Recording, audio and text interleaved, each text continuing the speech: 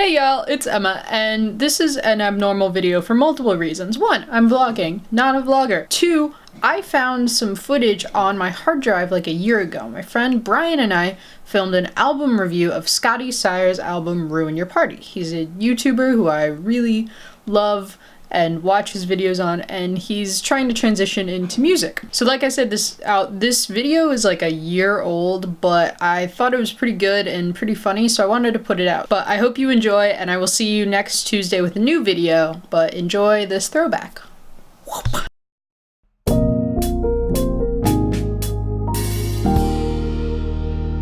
And today, we are going to talk about something completely different, very out of my wheelhouse, very much in Brian's wheelhouse. He's a musician, I'm not. So we're going to talk about music today.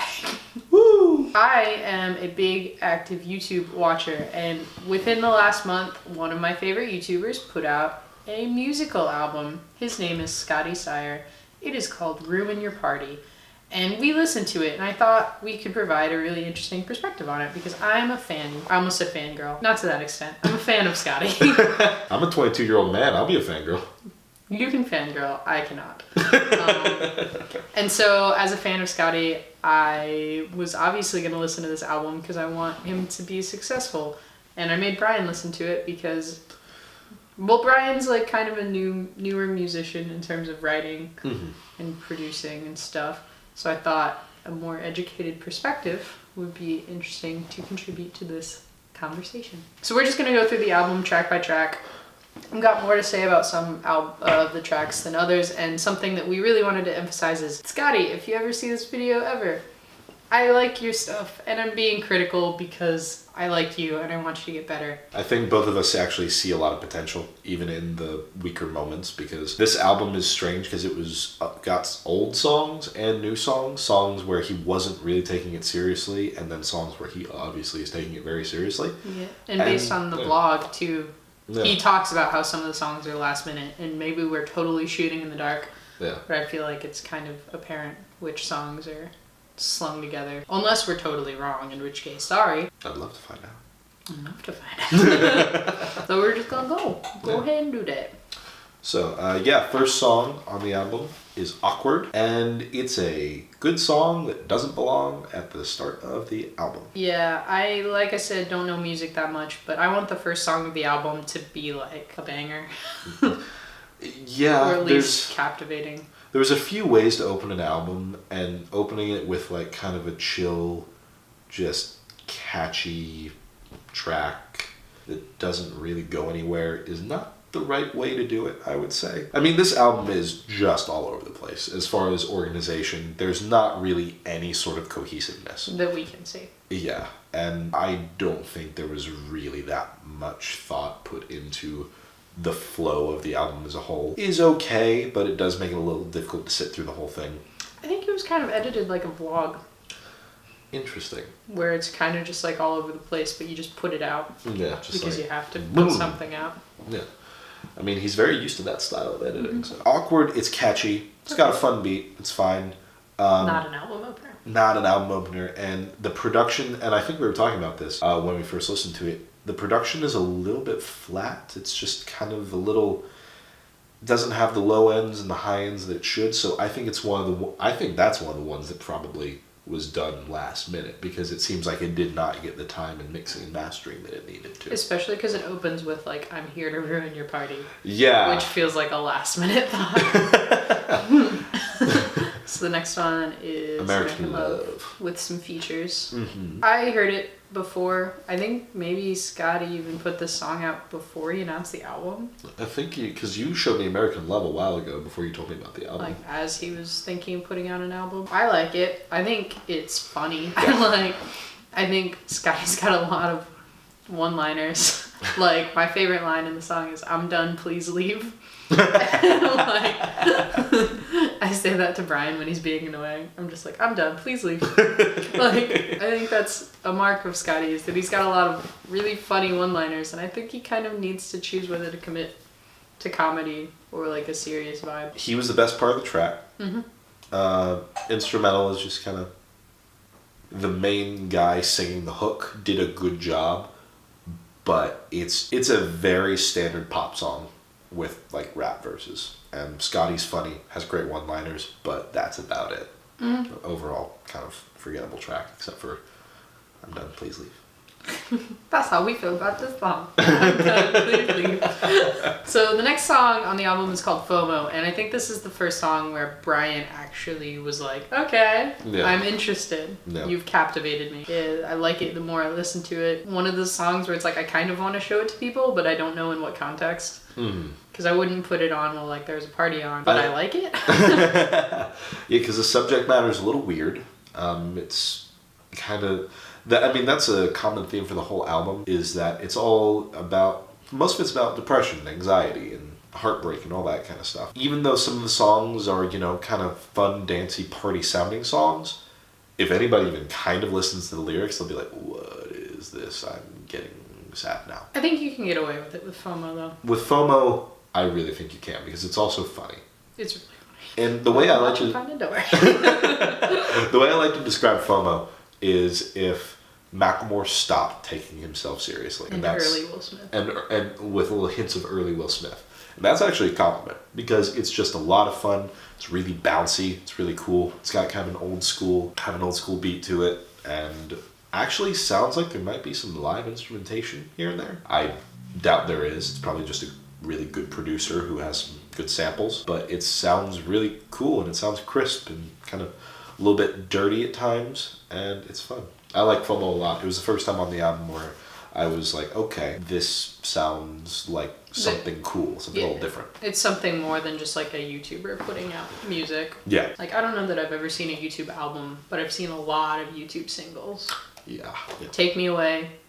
Is it a single? It was a single, yeah. It was a single. He released a couple music videos for it. I think it's the strangest love song that I've ever heard, but like, it's so catchy. It's really catchy. It rides that catchiness a little too hard. The chorus gets a little repetitive, especially at the end, but it's an interesting line, especially as Take Me Away, I Don't Want to Be Here sounds just negative, but it's a really sweet kind of like turn during the verses when he actually tells a story about his girlfriend and how they met and all that kind of stuff. It's a really sweet song and a really sweet story that I wasn't really expecting from a YouTube musician. Like, he did a really good job with it. Production-wise, instrumental-wise, the story of the song is really what's important with it, and I think it's a really sweet one. It's really nice. I think he's at his best when he's telling a story with his music. Yes. Like, a literal story, not just like singing about a concept. Like, I don't know what it is, but like, those are the songs that seem to like,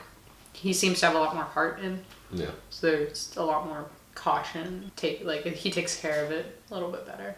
Yeah. I think. Oh, yeah. Next is Stick Around, which upon listening more, we like more. But yes. It's not. I wouldn't. It's okay. It's okay. It's honestly, I don't have much to say about Stick Around. It's catchy. Sounds decent, but I don't really have anything to say about it. I like any song where you can shout. Yeah, pretty much. Yeah. My Life Sucks. My Life Sucks is fun. It's an old one. It's one of the first songs that he released, and it doesn't fit. No, not at all. I think it's cool to see how far he's come. I think it would have been better left off the album. It was odd for me because it's so far, even the songs that aren't, that are a little bit less personal or a little bit less serious are still personal. And it still feels like him as an independent artist making music and all this kind of stuff. But this song literally starts with, what is the line? Mama won't buy me David Dobrik merch. No. So he immediately brought David Dobrik in, and I was like, this doesn't fit with this album. Like, it was very odd. It's a fun song, and it's funny at times, especially the end. I'm good at rapping fast, but I can't do it long. So it's funny, just doesn't fit in this album at all. It should have stayed as a YouTube single that he released a while ago. Like, that you can go back on. It's like, oh, look, this is what Scotty was doing before he became a serious musician. I think that's I think this album is definitely like a transition period for him, where it's like he wants to cater to his YouTube audience, but he also wants to like appeal to other people, and that's why I think the album didn't do as well as he was hoping, from what I can tell. He needs to pick one side. He needs to either completely YouTube comedy catered to that audience, or go full blown what he I think wants to do, which is the pop rap storytelling songwriting. Because he can be successful in either, I think, but I don't think the merger is working. No, not really. Next is actually Ruin Your Party. We skipped it. Oh yeah, Ruin Your Party, the title track. I don't like it very much. It's one of the weakest songs on the album. It's. I don't remember it. It's not. I just didn't like it very much. I wouldn't go back to it. There's not really much to say about it. Which is unfortunate for the title track. Like, it's got this weird, like, little sing. It's got this weird little sing-song melody, which is memorable but not catchy. It's just, I don't know. It just doesn't work. It's kind of all over the place. I don't know. Let's move on. I don't want to talk about it. Well, Lonely is another one that didn't really work. You're right. Yeah. There's a little bit of a slag in this part of the album. There's a few songs in a row where it's like... Unfortunately, the album is organized in a really weird way where he puts all the there's like 2 or 3 song chunks where... There's like the YouTube songs. Yeah. Filler. Yeah. And then like some good ones. Yeah. And he always puts the filler next to each other. So it's just this unfortunate like little break where I'm like, I don't want to hear any of this. It just doesn't sound like he was trying. So maybe trying is the wrong word. He doesn't. He was shooting and missing. Yeah, it hits sometimes, and these aren't it. So Lonely is another one of those where I'm like, yeah. But then Cut Me Out kind of surprised you. Cut Me Out is a very interesting song because it has what I think might be the best production on the album. Really cool beat, really weird kind of stuff going on with synthesizers and keyboards, and whoever the producer is that got a hold of it did a really interesting job with the sampling and how he cut up the singer's voice and used it as an instrument throughout the song. Scotty's voice and his rapping and his flow work so well over this beat.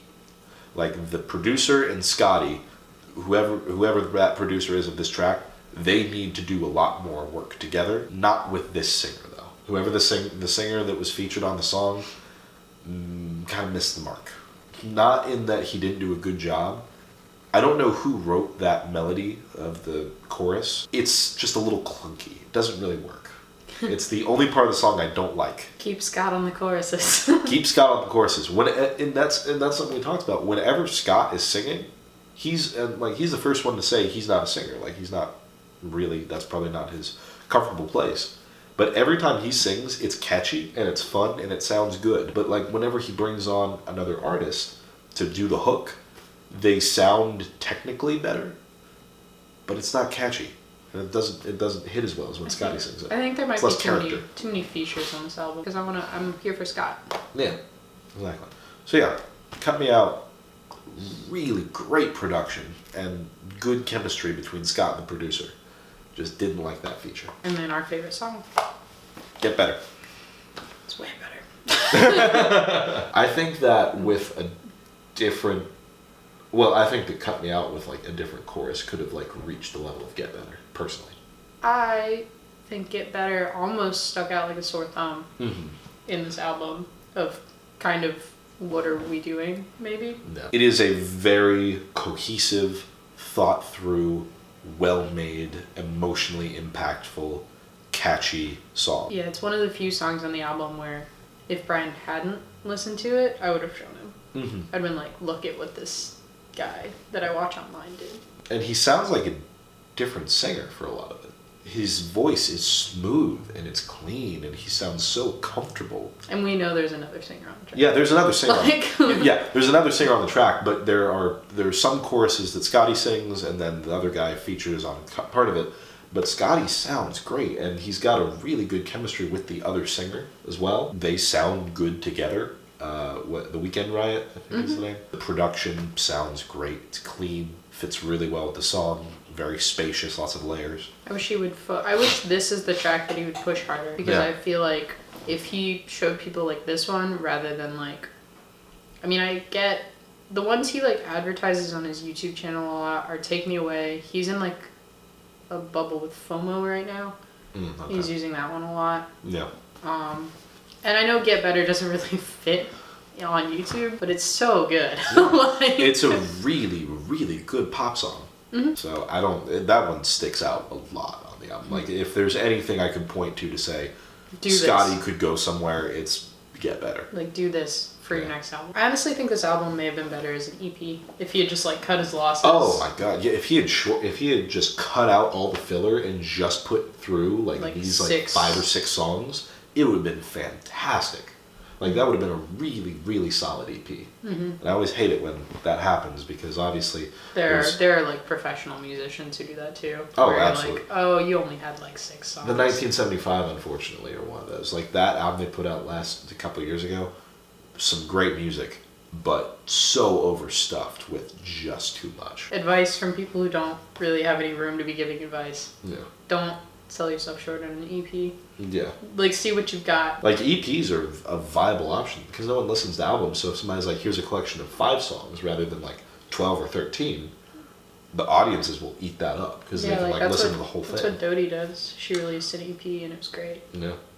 And I think another successful YouTube musician. Well, Scotty's like a YouTube vlogger becoming a musician. Dodie is like a musician. Yeah, she's a musician. I think she just released an album like a month ago, maybe. Anyway, another flip-flop is Lullaby, which he's releasing an acoustic version for next week. And I think that might be smarter. Yeah. It doesn't really work in its current state. This is a thing that I've heard before of people trying to take like lullaby type music and turning it into a pop song. And I don't think it works for anybody. No. I've heard a bunch on the radio this past summer. It doesn't work. What was that one bit? Rockabye Baby? Was that what it is? Someone turned Rockabye Baby into a pop song. It was so overplayed and also bad. The only times lullabies should be played are actual like trying to get a kid to go to sleep or a horror movie. Those are the only 2 spots where that's appropriate. Doesn't fit in pop music. No. Not in a horror movie. But that's a personal choice. Bad time. Bad time. It's a bad time. Like, honestly, just completely missed the mark on this one. We said it was overly produced. Just awful auto-tune. Scotty does, I'm sure throughout the album he needs some, but he really doesn't need it. I'm sure like on Get Better and stuff, there's like a little bit of pitch correction, just like a little bit. And I know that auto-tune can be used as an effect. The Weeknd does that and it sounds good. This is just slathered in disgusting auto-tune and the whole track just sounds bad. It's very, very out of place on the album too, especially after Lullaby. Yeah, it's weird. And then after Get Better, and it doesn't even feel like it's like preparing for the next song, which is Mr. Glassman, which is a banger. Mr. Glassman is maybe the weirdest way he could have ended the album, but it's so good. The first time Brian heard Mr. Glassman, he was like, I don't think I like this. And it's hard to talk about it if you haven't heard it. Yeah. It's like a really soft rap, and then he belts into this like 20s, 30s swing. Big band style. Huge thing. Mr. Glassman. You just have to demonstrate, don't you? It's fun. Yeah, I can't do it right, but it's super catchy. I think it might be Scott's strongest demonstration of singing. Yeah, because his rapping is really clean, really crisp, and in the verses it sounds great. And then he can actually hit these big notes in the chorus. Well, it's just surprising because Mr. Glassman and then what is it? My Life Sucks are kind of from that pre... Are those from the same time? I think they're a year apart. Mr. Glassman was somewhere. He released My Life Sucks, Sad Song, and Mr. Glassman relatively within, way before the album, but Mr. Glassman... I think within the same year, maybe. I can understand them coming from around the same era because Mr. Glassman leans a lot into the comedy aspect and just the big left turn and all that kind of stuff. But it also is just kind of good. It's maybe weird. I can do it. I feel like this is his first maybe I got this. Yeah, maybe I'll try this. Yeah. It's good. So that's what we thought of Scotty Sire's new album, Ruin Your Party. Overall, I was surprised. I think it's decent enough. I think, kind of what we talked about earlier is if you pick and choose some songs, you can find some stuff that's really good. As an album, it is not cohesive and it's got some misfires. But there is enough from the first project of a very new musician to where I think that he could go further and do some good stuff in the future. I hope we gave you some songs to listen to if you haven't listened to any of Scotty's music. We started them. Fomo, Take Me Away, Get Better, and Mr. Glassman.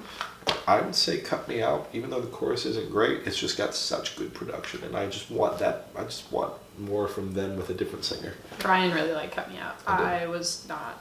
Not that was fine. Yeah. Yeah. What would we talked about it? What would you make the title song? Out of everything on the album, I would kind of do My Life Sucks, actually.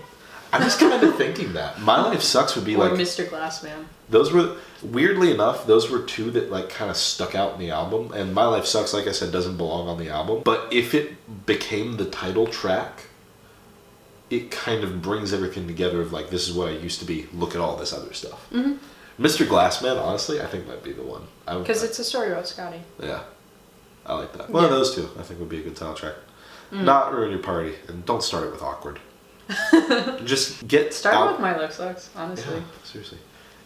Actually, that'd be interesting to go a little bit more chronologically. Start it with the older stuff, and then you go into the newer version of Scotty, like where you want to be. So you catch the YouTube crowd in the beginning with the songs that they know. And then the people who are there for the music will stick around. Yeah, exactly. Get your album sequencing right. That's one of my biggest criticisms and pieces of advice is make it a cohesive listening experience, because that just greatly improves any sort of... If you're going to release an album, make an album. Exactly. If you're going to release an EP, make an EP.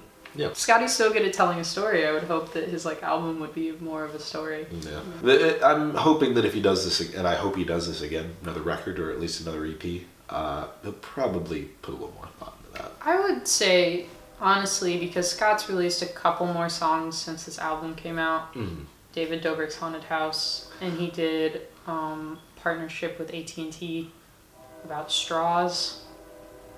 And it just feels like you're just releasing music too quickly, honestly. Yeah. Just like spend more time on it because it's good, but you can't churn out music like you can blogs. Thank you so much. Hope you subscribe, like, leave us a comment. If you want us to talk about other YouTube music, that would be cool. Thank you so much for watching, guys. Bye-bye. Bye.